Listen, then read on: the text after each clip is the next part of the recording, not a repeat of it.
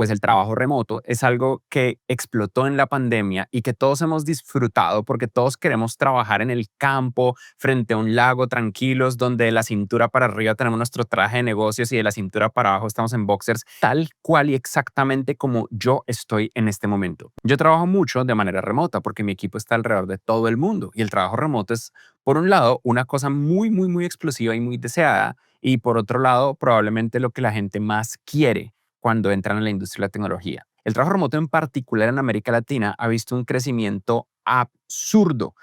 Prácticamente no existía. Habían muy pocas personas trabajando en remoto en América Latina en el 2019 y ahora lo que más hay, bueno, no es lo que más hay, pero es la parte del trabajo que más ha crecido.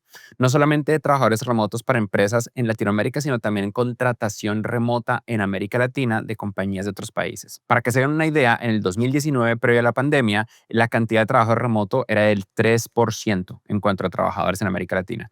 Y en el 2024, 2 años después del fin de la pandemia, 2 o 3 años después, es el 35%, es un poco más de un tercio. Cuando uno mira específicamente el mercado de tecnología más grande del mundo, que es Estados Unidos, uno encuentra los números muy similares. Previo a la pandemia, previo al 2019, más o menos el porcentaje de personas era de un 5% de personas trabajando en remoto. Luego de repente todos nos fuimos a trabajar remoto. El pico de trabajo remoto fue en el 2020, donde llegamos a 60% de trabajadores trabajando en remoto y luego volvió a bajar. Y esa caída ha sido significativa porque de repente un gran porcentaje de los trabajadores, sobre todo de la economía del conocimiento, se dieron cuenta que, uy, esto es una forma súper interesante de trabajar. Yo quiero seguir trabajando de tal manera que yo tenga a menos de 3 metros de distancia de mi casa y de mi baño mi puesto de trabajo.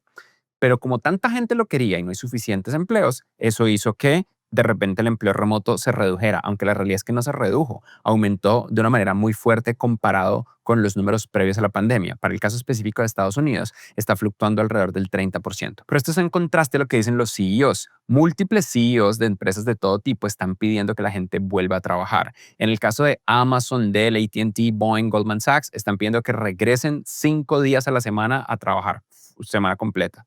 En el caso de Disney, 4 días, Apple 3 días, JP Morgan 3 días. Y lo mismo está pasando con todas las empresas a nivel de tecnología. Las empresas quieren que la gente vuelva y se acabó el trabajo full remoto. Hay trabajo híbrido, pero las personas quieren que estén en la oficina. El problema del trabajo híbrido es que no puedes vivir en un lago, porque si tienes que ir 2 o 3 días a la oficina, tienes que en esos 2 o 3 días que montarte en el tráfico e ir a trabajar. Entonces, eso es lo que hay. Y para muchas personas esto ha resultado inaceptable. El riesgo más grande de los planes híbridos y de los planes remotos es el riesgo de que el talento se vaya. Mucha gente, cuando dicen qué es lo que más probablemente los haría renunciar a un empleo, mencionan que lo que los haría renunciar es que los obligan a regresar a trabajar. Y eso es una realidad. El regreso a la oficina hace que las empresas pierdan talento. Y aquí uno creería que acaba el video, pero el problema es que este es el año 2025, donde la ecuación de poder cambió. En la pandemia y alrededor de la pospandemia, en la época de las tasas de cero interés, que es más o menos hasta el finales del 2022, los trabajadores tenían mucho poder. Entre más bajas las tasas de interés, más fuerte el poder de los trabajadores. La gente que no entiende qué son las tasas de interés, algo que yo explicaba en uno tras otro video acá en Platzi Live, pues no entiende estas dinámicas y cree que se debe a razones sociales y dicen palabras tontas como woke y cosas por el estilo. Pero en la práctica es tasas de interés. Tasas de interés altas, más poder para el empleador, para la empresa. Tasas de interés bajas o cercanas a cero, más poder para el empleado. En el 2025 las tasas de interés están más altas, por ende el empleador tiene más poder. Y a pesar de que esto es verdad y el regreso a la oficina hace que las empresas pierdan talento, las empresas están perfectamente dispuestas a perder ese talento comparado con las ventajas de volver. Y eso es lo que mucha gente no entiende. En este momento, para las compañías, hay una ecuación interna de regresar a la oficina y las grandes ventajas que tiene.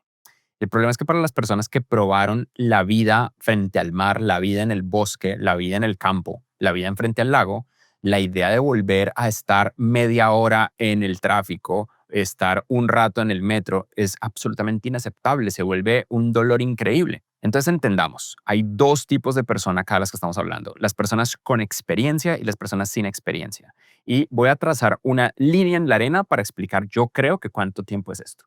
Con experiencia es más de 10 años y sin experiencia es menos de 10 años. Es una línea arbitraria, pero es en mi experiencia, lo que yo he visto, que hace la diferencia. La gente sin experiencia que está en la primera etapa de su carrera, es decir, en sus primeros 10 años de carrera, le conviene volver a la oficina. Mucho, aunque les joda el tráfico, aunque no les guste vivir en un apartamento más chiquito en una ciudad grande. La gente con experiencia que lleven más de 10 años en su carrera y tengan una carrera establecida y o les esté yendo bien, uno puede tener 10 años de carrera y que le vaya re mal, pero asumiendo que a ustedes les está yendo bien en esa carrera de 10 años establecida, no hay ningún problema. Es posible que el trabajo remoto no haga ninguna diferencia porque ustedes ya construyeron las conexiones y la experiencia que necesitaban para que a partir de acá sea simplemente un tema de habilidad. Estos no son simplemente opiniones, que es lo que pasa normalmente con estos videos, que la gente que realmente odia la idea de montarse en el tráfico salen con muchísima ira dando estas opiniones y formando la opinión de personas que están arrancando en su carrera y saboteando a estas personas. Entonces, aquí están los datos, incluyendo las fuentes. Pueden pausar para ver la fuente. Yo sé que está un poquito chiquito, pero aguántenme. En la mayoría de los datasets que encontré preparando este programa, encontré que la gente, sobre todo las personas con menos de 10 años de experiencia que trabajan en remoto, son 30% menos probable que les den aumentos o que les den promociones dentro de las compañías. Tú pierdes un tercio de tu capacidad de hacer crecer tu carrera y tus ingresos cuando tienes menos de 10 años de experiencia por el simple hecho de trabajar en remoto. Y el riesgo que te despidan aumenta en un 35%. Eres más de un tercio probable que te despidan a ti versus alguien que va a la oficina cuando hay despidos masivos o cuando simplemente hay que sacar a alguien. Es más probable que te elijan a ti. Eso simplemente es la realidad. Lo otro es que todo lo que ustedes dicen de que el problema es el tráfico y de vivir en la ciudad y que yo quiero tener aire limpio y la vaina, todo eso es verdad. Pero también hay muchas muy buenas ventajas de estar en la oficina. La realidad es que hay personas que solo ven lo malo en todo. Esto pasa muy similar a tener hijos. Tener hijos es una de esas cosas que todo el mundo habla de lo malo. No es que no va a volver a dormir, no, o hacer ejercicio. No, es que eso le van a doler los pies, eso le va a doler el músculo, porque hay como una categoría de cosas donde el dolor, el costo es obvio, pero la recompensa está escondida. El costo del trabajo en oficina es obvio, el costo del ejercicio es obvio, el costo de tener hijos es muy obvio, pero la recompensa está escondida. La recompensa de, por ejemplo, la forma en la que ayuda a la salud mental el hacer ejercicio, el high que uno siente después de correr o después de levantar pesas, las conexiones humanas que uno construye que solo son construibles en vivo, en persona, la forma en la que uno aprende más rápido de observar cómo una persona se desarrolla que no se puede hacer a punta de Zoom. Y en el caso de los hijos, las cosas tan increíbles que ocurren todo el tiempo, la realidad de que uno está construyendo amigos para toda la vida y que eso es parte de la cosa más importante que hacen los humanos, que mantener su línea genética continua y es básicamente un botón mágico de alegría. Esas son las recompensas escondidas detrás de los esfuerzos grandes. Y el trabajo remoto versus el trabajo de oficina tiene este tema. El costo es evidente. El costo de estar en tráfico, de vivir en una renta más cara y todo lo demás. Pero la recompensa no es tan obvia. Y la serendipia es algo que no debería ser descartado o simplemente descontado. La serendipia es realmente impresionante. Serendipia, para los que no lo sepan, es ese momento aleatorio armónico de conexión que era completamente inesperado. Cuando uno tiene una conversación en el ascensor, cuando uno escucha a otra persona trabajar y se le ocurre una idea y interjecta, cuando simplemente por el hecho de estar rodeado de personas interesantes, entonces la cosa mejora. Y aquí les quiero comentar que uno típicamente piensa en el trabajo de una manera muy similar a como mencioné hace un rato el tema de oficina, ejercicio o hijos, como si fuera un sacrificio, como ver solamente la parte evidente del dolor sin ver la parte positiva de la recompensa. Los seres humanos, fundamentalmente nuestra genética, queremos ser útiles. Es lo que más queremos. La gente que se deprime, la gente que se siente muy mal, tienden a tener en común la idea de que no son útiles, de que no son necesitados, de que nadie los necesita. Y lo opuesto al revés también es verdad. Cuando uno se rodea de gente muy inteligente y hace cosas difíciles, que es lo ideal del trabajo en equipo, es de las mejores experiencias que existen en la vida. Platzi en particular es una cultura remota, pero tenemos grandes oficinas. Yo vivo en una ciudad distinta en la ciudad que vive el resto del equipo ejecutivo. Tenemos oficinas en Bogotá, tenemos oficinas en Ciudad de México, tenemos oficinas en Estados Unidos. Tenemos gente en diferentes países, pero hacemos nuestro mejor esfuerzo primero por reunir al equipo múltiples veces al año y segundo por tratar de tener a ciertos equipos, como los equipos de producto e ingeniería, centralizados en Bogotá y en Ciudad de México. También tenemos oficina en Medellín, esa no se me debería olvidar. Porque cuando uno tiene esos equipos cerca, estas conversaciones ocurren y es realmente indudable. Es muy, muy obvio la diferencia entre la calidad de productos que se hacen trabajando en una oficina versus en trabajo remoto. Y yo entiendo que las personas no quieren aceptar esto porque pues no les conviene, pero es verdad. Lo otro es que Latinoamérica es de las regiones más amigables para la idea del trabajo híbrido. Solamente tengan en mente que el trabajo híbrido no es trabajar en la oficina en el campo, es tener un apartamento o una casa cerca donde trabajas porque híbrido implica ir a la oficina un rato. Latinoamérica es la región del mundo que ha adoptado más el trabajo híbrido comparada con ninguna otra. Le sigue Europa, el Medio Oriente y África, luego le sigue Asia, Pacífico y más abajo América del Norte, es decir, Estados Unidos y Canadá. Con la salvedad de que el país más híbrido de todos es Brasil. Lo otro es que hay una diferencia entre los trabajadores remotos a nivel global y los trabajadores remotos en Estados Unidos. En Estados Unidos fue donde más trabajadores remotos ocurrieron en la pandemia comparado con el resto del mundo y es donde más ha caído el trabajo remoto, que no ha caído tanto, pero ha caído. Hacia el 2025 fluctuó más o menos en el 23%, donde los trabajadores remotos globales van alrededor del 30%. Hay más gente trabajando en remoto global de la gente que trabaja remoto en Estados Unidos, que pues es el país donde hay más dinero alrededor de la industria de la tecnología. También, cuando uno mira las industrias de trabajo remoto por industria, uno se encuentra que son principalmente la industria de la tecnología, la información y las comunicaciones, seguido por servicios profesionales. Servicios profesionales tiene que ver con abogados, contadores, recursos humanos, ejecutivos de ciertos tipos. Luego le siguen en menor medida finanzas, seguros, finca raíz, educación y obviamente de las que menos a nivel de industria de salud, etcétera. Hay una cosa como medio controversial y es que por un lado Latinoamérica es la zona que más trabajo remoto híbrido provee a nivel de compañías, pero también es de las zonas del mundo donde hay un gap, donde hay una diferencia más grande entre lo que los empleados desean, la cantidad de días de trabajo remoto versus oficina que desean, versus lo que los empleadores planean. En Argentina, por ejemplo, es donde la diferencia es más fuerte, de 1.6 entre la cantidad de días que los empleados quisieran estar trabajando remoto versus la cantidad de días que las oficinas les piden estar presencial versus remoto, seguido de Brasil, México. En Estados Unidos es donde el gap es más pequeño, lo que significa que para muchas personas en Estados Unidos realmente el problema no está tan grande y están dispuestos a ir a la oficina. Eso del lado América. Del lado del resto del mundo, el gap es aún más pequeño en Japón, donde la gente ama ir a la oficina, o en Holanda y Dinamarca, donde el acuerdo está más completo. Pero uno de los grandes eventos que hubo para mover el trabajo remoto fue la pandemia. Y ahora vamos a tener otro gran evento acá en Latinoamérica que una vez más va a volver a cambiar las reglas. Y es la visa H1B. La visa H1B es la visa más popular de trabajo en Estados Unidos. Es la visa más común que usan, por ejemplo, las personas de India y de China para irse a trabajar a Estados Unidos, esponsoreados por una compañía. A las compañías les cuesta más o menos entre $2,000 a $5,000 entregar una visa H1B. Pero este gobierno en Estados Unidos anunció recientemente que iba a cobrar $100,000 por cada empleado.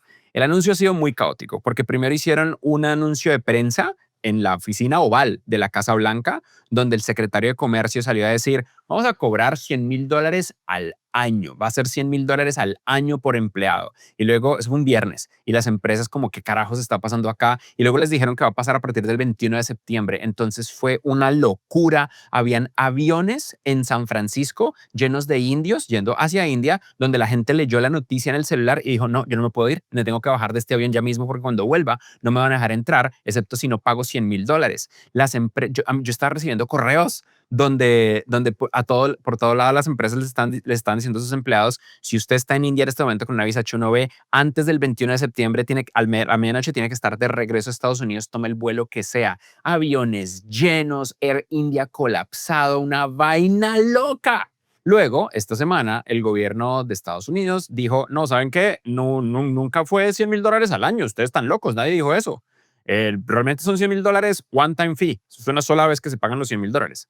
Pero igual, tengan en mente que eso significa que antes un trabajador extranjero que venía a trabajar a Estados Unidos me costaba entre $2,000 a $5,000 y ahora me cuesta $100,000 traerlo. Eso claramente va a hacer que no solamente traiga a la gente que uno cree que realmente cuesta eso, pero más importante, va a hacer que venga menos gente. Eso crea un fenómeno normal, que es el fenómeno de los hubs de tecnología. Ya muchas empresas están anunciando que van a aumentar el tamaño de sus oficinas en lugares como Vancouver, Toronto, Ciudad de México, Buenos Aires, para atraer talento extranjero y para contratar ese talento local. Y cuando uno vaya a analiza fuera de India, cuáles son los hubs globales más fuertes de trabajo remoto, el más fuerte es Ciudad de México, seguido de São Paulo en Brasil y luego Buenos Aires. Y luego después de ellos está Varsovia en Polonia, Bucarest, Praga y Budapest. ¿Cuál es el factor común para poder ser parte de toda esta ola? ¿Qué es lo que tengo que hacer? ¿Qué es lo que tengo que saber? ¿Qué cursos de Platzi sería tomar? Yo les he dicho esto muchas veces. La razón por la que Latinoamérica no emerge, la razón por la que seguimos estando en una situación donde a pesar de que queremos ser ricos no lo somos, es siempre la misma. No hablamos inglés. Latinoamérica, solamente el 6% de los latinoamericanos somos capaces de sostener una conversación en inglés. Si tú puedes hablar en inglés con otra persona de manera fluida, eres parte del 6% de los latinoamericanos. En México es el 5%, en Colombia también. En Argentina es más o menos el 20-21%, en Chile también. El país que más habla inglés de América Latina es Uruguay. De resto, hay como una correlación inversa entre la cercanía a Estados Unidos y que hablemos menos inglés. Como hablamos menos inglés, pues claramente no podemos comandar mejores sueldos y no podemos adaptar y acceder a estas oportunidades. Hay un test de inglés gratuito donde puedes ver exactamente cuál es tu nivel de inglés de acuerdo al marco común europeo y luego ir a hacer el TOEFL y te damos un descuento en el TOEFL, el examen oficial de inglés. Está en platzi.com/test. Estás perdiendo el tiempo si no lo ves. Lo último que les quiero comentar es que esto es más, ya les hablé mucho a los empleados, pero ahora les quiero hablar para los empresarios. Si tú eres un empresario, una empresaria, si tú tienes una compañía y tienes más de una oficina, ya tienes una cultura remota. La realidad es que por más de que tratemos de jalar para un lado o para el otro, necesitamos tener un nivel de flexibilidad muy alto. La gente viaja, la gente vuela, las personas cambian de país y uno no quiere perder talento. Sí es verdad que las oficinas son súper importantes. Platzi tiene una inversión en oficinas y nosotros queremos que la gente vaya. Pero también es verdad que el talento está exitosa y justamente distribuido. Lo que no está distribuido son las oportunidades. Entonces, una cosa que hay que hacer, así como los empleados tienen que aceptar que el trabajo en oficina simplemente es mejor, quitando todas las otras cosas de dolor, pero teniendo una recompensa escondida muy grande atrás, como tener hijos, como hacer ejercicio. Los empresarios necesitan aceptar que en el momento en el que hay más de una oficina, en el momento en el que el equipo está distribuido en más de un lugar, en la práctica tienes una cultura remota. Y si tu cultura no se adapta para que todo el mundo que está remoto sea un ciudadano de primera clase, vas a crear subclases dentro de la compañía, donde solo ciertas personas van a ser promovidas y eso construye política interna y burocracia estúpida. Donde, en cambio, si tú realmente logras desde un principio tener una claridad de cómo hacer que todo el mundo sea un ciudadano de primera clase y de que la calidad del trabajo sea equivalente, sea que estés en remoto, en otra oficina o en la oficina principal, vas a tener una cultura que crece mucho más. Esa es simplemente la realidad y vamos a ver qué tanto cambia. Por ahora, mi gran consejo sigue siendo el mismo. Si tú puedes, deberías mudarte a la ciudad más grande que puedas, porque las ciudades existen por una razón. La densidad de talento y la gente que nos rodea es al final del día la persona que nosotros somos.